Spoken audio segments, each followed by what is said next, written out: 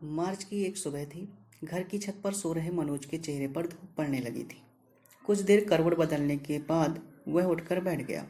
उसने देखा कि उसका दोस्त विष्णु अपनी छत पर गणित के सवाल हल कर रहा था। गणित के सवाल तो मनोज को भी हल करने चाहिए, क्योंकि आज 12th का पहला पेपर गणित का ही है। लेकिन उसे सवाल बिल्कुल समझ नहीं आते। फिर भी उसने पास पड़ी गणित की किताब उठाई और पढ़ने की कोशिश करने लगा। मनोज अपनी तारीफ से बहुत उत्साहित होता है, इसलिए जब उसने देखा कि उसके घर के सामने के कुएं पर मोहल्ले की महिलाएं पानी भर रही हैं, तो उन्हें प्रभावित करने के लिए वह छत पर टहलते हुए गणित के सवाल ऊंची आवाज में पढ़ने लगा। महिलाओं तक उसकी आवाज पहुंच गई। एक महिला उसकी तरफ इशारा करते हुए बोली, हमारो मोड़ा बिल्कुल न पढ़त। एक मनोज है, रात भर छत पे लालटेन से पढ़त रहतू। अपनी तारीफ सुनने का उसका उद्देश्य पूरा हुआ। उसने व्यर्थ हाथ में पकड़ी किताब किनारे रखकर गुलशन नंदा का उपन्यास जलती चट्टान खोल लिया। रात को 1 बजे तक लालटेन की रोशनी में पढ़ने के बाद भी उसके क्लाइमैक्स के कुछ पेज रह गए थे। उसने 10 मिनट में उपन्यास पूरा किया और बाहर कुएं पर आ गया। महिलाएं अभी भी पानी भर रही थी। एक बुजुर्ग महिला को कुएं से पानी खींचने में कष्ट हो रहा था। मनोज ने उसका कष्ट देखकर उसकी बाल्टी भर दी। पुरस्कार में उसे महिला का आशीर्वाद प्राप्त हुआ। लल्ला तू फर्स्ट से पास होएगो। तब तक उसके सहपाठी विष्णु के पिता पंडित कालीचरण आ गए। गांव के स्कूल में कक्षा 8 तक गणित पढ़ाने वाले पंडित कालीचरण मनोज और उसकी योग्यताओं को अच्छे से जानते थे। उसे देखते ही वह बोल पड़े, परीक्षा की तैयारी कैसी है मनोज? गणित में पास होना मजाक नहीं है। फिर पंडित जी ने अपने बेटे विष्णु की तारीफ करना शुरू किया। मैंने तो विष्णु से कह दिया है कि फर्स्ट डिवीजन से पास नहीं हुआ तो मैं उसकी पढ़ाई बंद करा दूंगा। पर मैं जानता हूँ विष्णु गणित में होशियार है, उसके मन में पढ़ने की लगन है। मनोज इस सच्चाई को नकार नहीं सका। उसने पंडित जी की मदद के उद्देश्य से उनके हाथ से पानी की बाल्टी ले ली और उनके साथ साथ चलते हुए उनके बेटे की तारीफ की। ताऊ, विष्णु जैसा होशियार लड़का तो पूरे जिले में नहीं है। मुझे तो पूरा भरोसा है कि वो इस बार जिले में फर्स्ट आएगा। यह कहते हुए मनोज की आंखों के सामने उसके पिता की धुंधली छवि आई और फिर अचानक विलीन हो गई।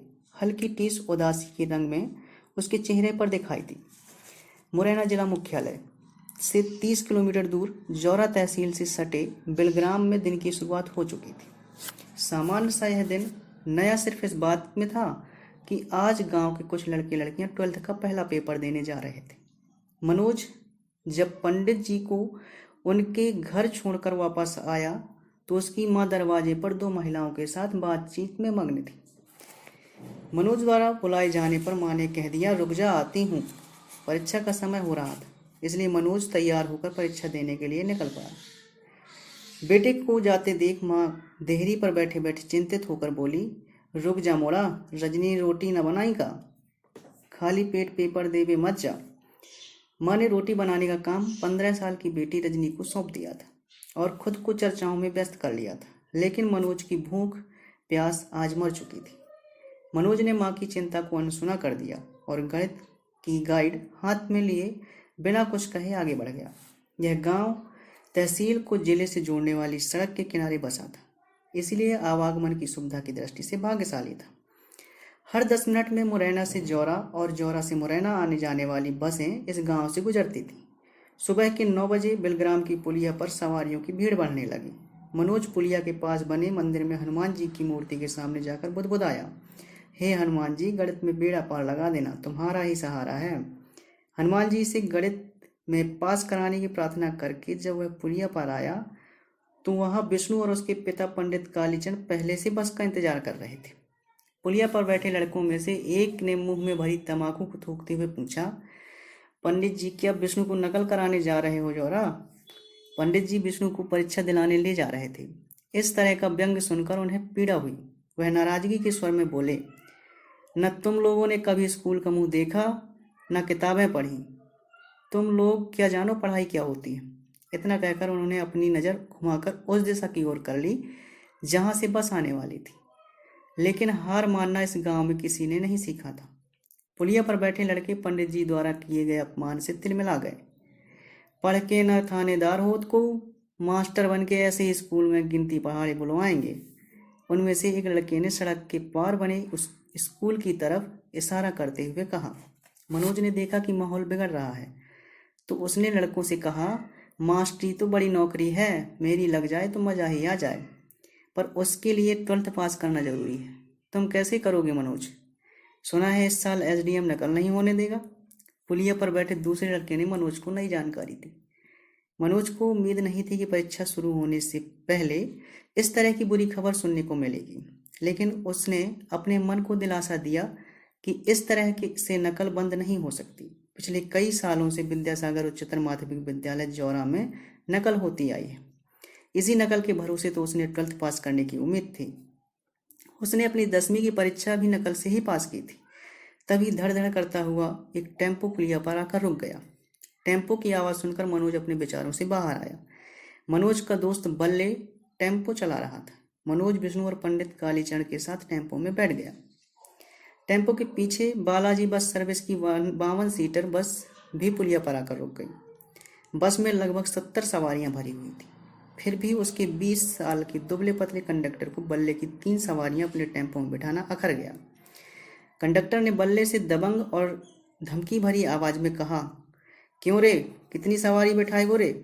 3 सवारी एक्स्ट्रा बैठाई लाई हैं। उतारे बिन मेरी सवारी हैं।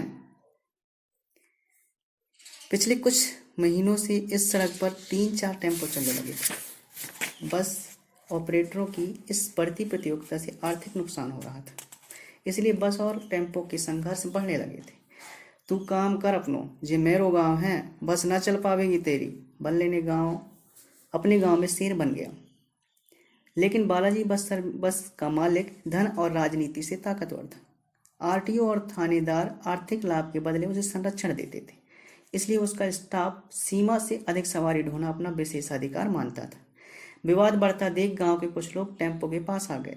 गांव में एकता दिखाने का अच्छा मौका था यह। दुश्मन का पलड़ा भारी होता देख बस में बैठे ड्राइवर ने कंडक्टर को वापस बुला लिया। अधेड़ उम्र के ड्राइवर ने अपने अनुभव से यही सीखा था कि जब किसी गांव में अकेले घिर जाओ तो वहां से भाग लेना ही सही रणनीति है। बाद में अपने इलाके में इस संघर्ष को घसीट कर लाने की कोशिश करनी चाहिए। कंडक्टर भुनभुनाता हुआ वापस बस में चला गया, लेकिन वह बस के गेट से लटकते हुए बल्ले को भविष्य की चेतावनी देते हुए चिल्लाया, जा सड़क पे, टेम्पो चला वो भुला देंगे, होश में रहिए। बल्ले भी कम नहीं था। उसने इस चेतावनी का जवाब ऊंची आवाज में दिया, गांव में से बस ना निकाल पावेगो, ध्यान रखिए। इतना कहकर बल्ले ने टेम्पो का गियर डाला और टेम्पो धड़ धड़ करता हुआ जौरा की ओर बढ़ गया।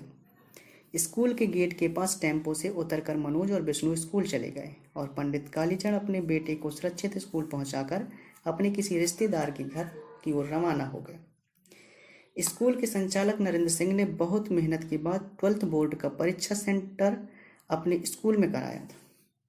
अपने स्कूल में सेंटर होने से वह खुलेआम नकल कराने का वादा विद्यार्थियों से कर चुके थे।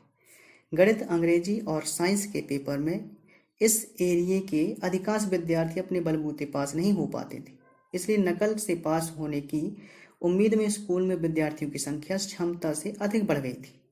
विद्यार्थियों के झुंड भय, आश्चर्य और आनंद के मिले जुले भाव के साथ स्कूल में प्रवेश कर रहे थे। संचालक नरेंद्र सिंह अपने कमरे की खिड़की से आशीर्वाद भरी नजरों से इन झुंडों को देख रहे थे। आज नकल कराने का जिम्मा गणित के शिक्षक दुबे जी पर था। नकल कराने के लिए प्रत्येक क्लास में जाना उनके लिए असुविधा का काम था, इसलिए स्कूल के मैदान में टेंट लगाकर नीचे टाट फट्टियां बिछाई गई थी, जिस पर परीक्षार्थी बैठ गए थे। घंटी बज गई थी, पेपर बढ़ गए। पेपर को 1-2 बार अनजानी निगाहों से देखने के बाद मनोज ने पेपर जमीन पर रख दिया और गणित के सर दुबे जी का इंतजार करने लगा। दुबे जी ऑफिस में बैठकर प्रश्न पत्र हल कर रहे थे। एक प्रश्न हल करने के बाद उसे ब्लैक बोर्ड पर उतरवाना, फिर उस दूसरे उत्तर की सप्लाई करना मेहनत और योग्यता का काम था। अभी दुबे सर द्वारा दिया गया पहला उत्तर ब्लैक बोर्ड पर उतारा ही जा रहा था कि स्कूल के बाहर हलचल हुई। एक सफेद रंग की पीली बत्ती लगी बोलेरो स्कूल के कंपाउंड में आकर रुक गई। पुलिस की वर्दी में 5 सिपाही सीधे परीक्षा वाले मैदान में पहुंच गए। पुलिस को देखकर दुबे सर पहले तो हड़बड़ाए, फिर उन्हें लगा कि यह तो औपचारिक चेकिंग है। जो हर साल पहले पेपर के दिन शासन द्वारा की जाती है। इससे क्या घबराना। पर जब पुलिस के सिपाहियों ने उनकी उम्मीद के विपरीत लड़कों से गाइड, नकल के पर्चे आदि लेकर एक बोरे में भरना शुरू किया तो उन्हें यह समझते देर नहीं लगी कि मामला गंभीर है। उन्होंने घबराहट में बीड़ी सुलगा ली और ब्लैक बोर्ड डस्टर से साफ करके भागते हुए स्कूल के संचालक नरेंद्र सिंह के पीछे खड़े हो गए। सभी विद्यार्थियों को भरोसा था कि 10 मिनट की कवायद के बाद पुलिस चली जाएगी। उसके बाद उत्तरों की सप्लाई फिर से शुरू हो जाएगी। इसी भरोसे पर विद्यार्थियों ने धैर्य बनाए रखा। लेकिन 10 मिनट बीत गए और मामला सेटल नहीं हुआ तो विद्यार्थियों की बेचैनी बढ़ने लगी। उनके ऊपर फेल होने का खतरा मंडराने लगा। आज के इस रंगमंच के केंद्र में खड़े एक युवक की ओर इशारा करते हुए एक लड़का बोला, ये तो एसडीएम दुष्यंत सिंह है। दुष्यंत सिंह ने नरेंद्र सिंह से कहा, आपको शर्म आनी चाहिए, आप खुलेआम नकल करा रहे हैं। घबराए हुए लड़के और अधिक घबरा गए। एक सरकारी अधिकारी की ताकत देखकर मनोज को आश्चर्य हो रहा था। एसडीएम का रौब रुतबा गजब का था। हमेशा अपनी दबंगई में रहने वाला जौरा थाने का थानेदार कुशवाहा भी अपने से आधी उम्र के एसडीएम के सामने हाथ बांधे खड़ा था। नकल के इंतजार में बैठे लड़के एसडीएम को कोस रहे थे। नरेंद्र सिंह को समझ नहीं आ रहा था कि उसकी नकल की जमी जमाई सेटिंग एसडीएम ने कैसे बिगाड़ दी। नरेंद्र सिंह ने स्कूली शिक्षा के ज्वाइंट डायरेक्टर को फोन लगाकर एसडीएम की करतूत कह सुनाई। ज्वाइंट डायरेक्टर एसडीएम की कार्य प्रणाली से परिचित था। उसने कहा, दुष्यंत सिंह का कोई इलाज नहीं है। ऐसे अधिकारी होते ही हैं जिन्हें जमी जमाई व्यवस्था को जानने में मजा आता है। जौरा के बुरे दिन आ गए। मैदान उजड़ गया, विद्यार्थी चले गए, कॉपियां खाली छूट गईं। पर जो झाड़ू मनोज ने अपनी कॉपी खाली नहीं छोड़ी। उसने सुना था कि कॉपी भरने से भी पास हुआ जा सकता है। इसलिए उसने पेपर में पूछे गए सवालों को ही उत्तर पुस्तिका में बार बार लिखकर उसे भर दिया। वह प्रश्नों के बीच बीच में इति सिद्धम लिखता जा रहा था, जिससे यदि चेकर चाहे तो वह इति सिद्धम मात्र पढ़कर सवाल को सही मान सकता है। अंत में उसने चेकर से निवेदन भी किया कि उसकी दादी का स्वास्थ्य खराब होने के कारण वह ठीक से पढ़ाई नहीं कर सका था, इसलिए यदि उसे पास कर दिया जाए तो वह हमेशा उनका एहसान माने।